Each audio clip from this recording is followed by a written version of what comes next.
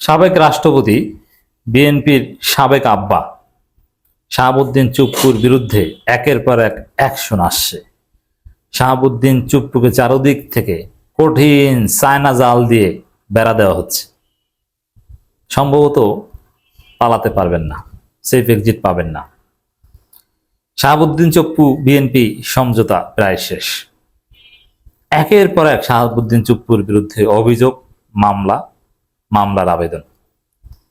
পরিস্থিতি যেদিকে যাচ্ছে, পরিস্থিতি সামাল বিএনপি সরকার দিতে পারবে না। শাহাবুদ্দিন চুপ্পুকে সেফ এক্সিট দেওয়ার যে সমঝোতা, এটা দিতে পারবে না। আসলে এই ধরনের সমঝোতা, এই ধরনের চুক্তি বেশিরভাগ ক্ষেত্রে ঠিক থাকে না। ক্ষমতাসীনরা যেভাবে বলে পরবর্তীতে ওইভাবেই হয়। এখন বিএনপি কি বলবে যে আমরা চেয়েছিলাম আপনাকে সেফ এক্সিট দিতে, কিন্তু পারেনি, জনগণ আটকে ধরছে, আমরা কি করবো ভাই, আমরা তো চেয়েছিলাম। চুপ্পু যখন জিজ্ঞেস করবে সালাউদ্দিনকে যে ভাই আপনিও এসালামের লোক, আমিও এসালামের লোক, তা আপনি বললেন যে আমাকে সেফ এক্সিট দিবেন, এখন আমাকে আটকে দিচ্ছেন, ব্যাপারটা কি? বললো যে ভাই আমি তো চেষ্টা করেছি, কিন্তু জনগণ তো আমাকেই কিনা আটকে দেয়। যেমন আমি নিজে একটা আলোচনায় বলেছি যে শাহাবুদ্দিন চুপ্পুর মতো একজন ভয়াবহ অপরাধীকে সেফ এক্সিট দেয়া মূলক যে বক্তব্য সালাউদ্দিন আহমেদ দিয়েছে, ওদের তো পাল্টা সালাউদ্দিনকে গ্রেপ্তার করা যায়। এইভাবে অপরাধের দায় মুক্তি দেয়া। বাংলাদেশ থেকে এসালম যে পরিমাণ টাকা পাচার করেছে, আর একটা বাংলাদেশ কেনা দেয় ওই পরিমাণ টাকা দিয়ে। রাষ্ট্র কেনা বেচা, প্রদেশ কেনা বেচার ঘটনা আছে না, লুইজিয়ানা কেনা বেচা, এরকম অনেক আছে। বাংলাদেশের রংপুর $10 বিলিয়ন দিয়ে কিনতে চায়, প্রায় $34 বিলিয়ন পাচার করেছে এই এসালম বেক্সিমকেরা।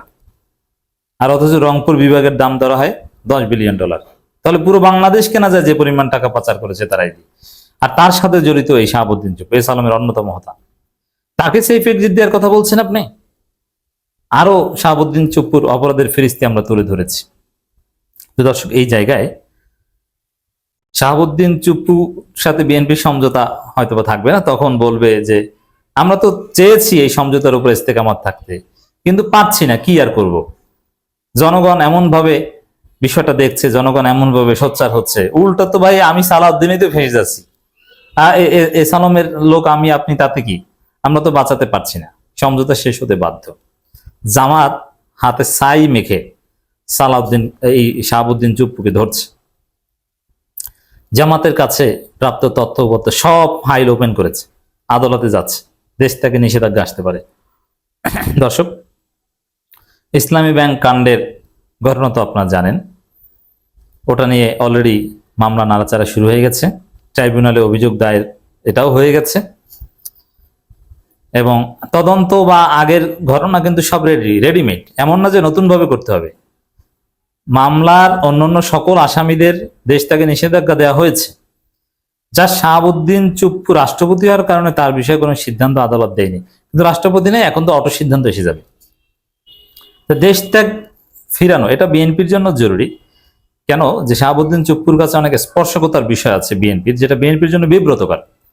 অতএব সেখানে শাহাবুদ্দিন চুপ্পুকে যদি স্বাধীনভাবে বিদেশে যে মুখ খুলতে দেয়, তাহলে বিএনপিকে এর মাসুল গুনতে হবে।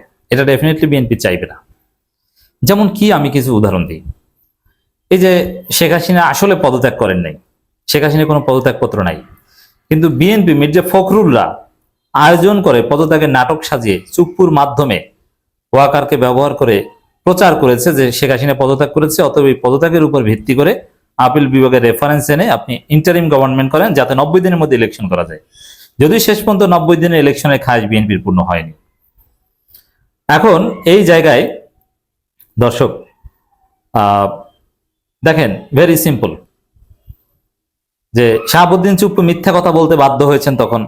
আবার তারেক রহমানের সাথে কোন সময় থেকে চুপ্পুর যোগাযোগ শুরু হয়েছে, এটা কিন্তু কালের কণ্ঠে বলেছেন। তারেক রহমানের সমর্থন পেয়েছি, তিনি অত জেন্টেলম্যান, আমাকে উৎসাহ দিয়েছেন, সেনাপ্রধানকে পাশে পেয়েছি, ইউনূস সরকার আমাকে কোঅপারেট করেন, অনেক কথাই তো বলেছেন। তাহলে তারেক রহমানের সাথে চুপ্পুর যোগাযোগটা কি, কেন হয়েছে, কবে থেকে হয়েছে? চুপ্পুর সাথে তারেক রহমানের সম্পর্ক, তারেক রহমান বাংলাদেশে আসার আগে, এটা কি তারেক রহমানের জন্য আনপ্লেজেন্ট না, বিব্রতকর না? অবশ্যই বিব্রতকর। তো এই পরিস্থিতিতে এই কথাগুলো ডেফিনেটলি চুপ্পু যদি স্বাধীনভাবে কোথাও জায়গা নিতে পারেন, সেখানে যে বলে দিবেন, এবং শেখ হাসিনার সাথে ঠিকই যোগাযোগ করবেন, আর পদত্যাগ যে মিথ্যা, আরো অনেক স্পর্শকতার বিষয় নিয়ে মুখ খুলবেন, তখন এটা বিএনপির জন্য খুব অপ্রীতিকর অবস্থা তৈরি করবে, যার ফলে চুপ্পু স্বাধীনভাবে বিদেশে যে এই কথাগুলো বলুক, এটা বিএনপিও চাইবে না। আর এই সেফ এক্সিট সমঝোতা এ কারণে শেষ হয়ে যেতে পারে, চুপ্পুকে দেশের মধ্যে রাখবে, দেশের মধ্যে থাকলে চুপ্পু কিন্তু কিছু বলার সাহস হবে না। হয়তো বিএনপি এরকম বলবে যে উল্টাপাল্টা বলবো জেলে, আর যদি জেলে ঢুকায় তারপরও বলতে পারবে না, তাহলে কিন্তু জেলের ভিতরে খবর আছে। অতএব জেলের ভয় দেখিয়ে চুপ্পুকে চুপ রাখবে, আর জেলে গেলে পরবর্তী মাইরের বা সাজার ভয় দেখিয়ে তাকে চুপ রাখবে। দেশের মধ্যে থাকলে নানানভাবে চুপ্পুকে তার মৃত্যু পর্যন্ত চুপ রাখানো সম্ভব, কিন্তু দেশের বাইরে দিলে তখন আর এটা সম্ভব না। তো দর্শক, চুপ্পুর বিরুদ্ধে মামলা অভিযোগের অভাব নাই, নতুন নতুন নতুন নতুন ঘটনা। সর্বশেষ খবর, শেয়ার জালিয়াতি মামলায় আসামি পদত্যাগী রাষ্ট্রপতি চুপ্পু।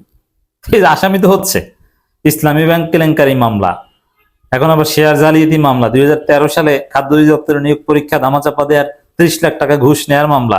কত মামলা দেখবেন, প্রত্যেক দিন তার বিরুদ্ধে নতুন নতুন মামলা হবে, সারা বাংলাদেশে মামলা হবে। জুলাই গণহত্যার অভিযোগে মামলা, মামলার অভাব নাই।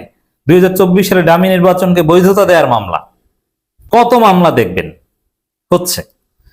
দুর্নীতি, প্রতারণা, প্রভাব খাটিয়ে ব্যাংকের অর্থ লুট ও আত্মসাতের উদ্দেশ্যে পরিকল্পিতভাবে পারস্পরিক যোগসাজশে ব্রিলিয়ান্ট বিজনেস কোম্পানি লিমিটেডের নামে 251 কোটি টাকার শেয়ার অধিগ্রহণ মামলার আসামি পদত্যাগী রাষ্ট্রপতি শাহাবুদ্দিন চুপ্পু। এই মামলায় তার সঙ্গে রয়েছেন আরো 19 জন। বুঝতে পারছেন কিভাবে তিনি ফেসে যাচ্ছেন? ইসলামী ব্যাংকের প্রধান শাখার সিনিয়র অফিসার মোহাম্মদ আব্দুস সামাদ 2025 সালের 4 সেপ্টেম্বর ঢাকা মহানগরী সিনিয়র স্পেশাল জজ আদালতের তৎকালীন বিচারক মোহাম্মদ সাব্বির ফয়েজের আদালতে মামলাটি করেন। আদালত ওই দিন বাদীর জবানবন্দি রেকর্ড করে মামলাটি আমলে নিয়ে দুর্নীতি দমন কমিশনকে তদন্ত করে প্রতিবেদন জমার নির্দেশ দেন। সোমবার মামলার বাদী আব্দুস সামাদ বিষয়টি নিশ্চিত করে বলেন, মামলাটির তদন্ত চলছে। সর্বশেষ গত 23 জুন মামলার তদন্ত প্রতিবেদন জমার দিন ছিল। তবে ওই দিন তদন্ত সংস্থা দুর্নীতি দমন কমিশনের প্রতিবেদন জমা দিতে পারেনি। এ কারণে ঢাকা মহানগর সিনিয়র স্পেশাল জজ আদালতের ভারপ্রাপ্ত বিচারক মোহাম্মদ আলমগীর আগামী 11 আগস্ট প্রতিবেদন দাখিলের পরবর্তী দিন ধার্য করেছেন বলে জানান সংশ্লিষ্ট আদালতের বেঞ্চ সহকারী রিয়াজ হোসেন। আগে চাইলেও তো তার নাম চার্জশিটে দেওয়া যেত না, কিন্তু এখন এই যে 11 আগস্ট যে প্রতিবেদন সাবমিট করা হবে সেখানে চুপ্পুর নাম আসবে, কারণ চুপ্পু তো এখন আর প্রেসিডেন্ট না। তার এইসব এতে প্রথম মিনিমাম দেশ থেকে নিষেধাজ্ঞার ডিগ্রি আসবে, এতে কোনো সন্দেহ নাই। মামলার এজাহারে পদত্যাগী রাষ্ট্রপতি শাহাবুদ্দিন চুপ্পুর পরিচয় দেওয়া হয়েছে ইসলামী ব্যাংক বাংলাদেশ পিএলসির পরিচালক মোহাম্মদ শাহাবুদ্দিন নামে।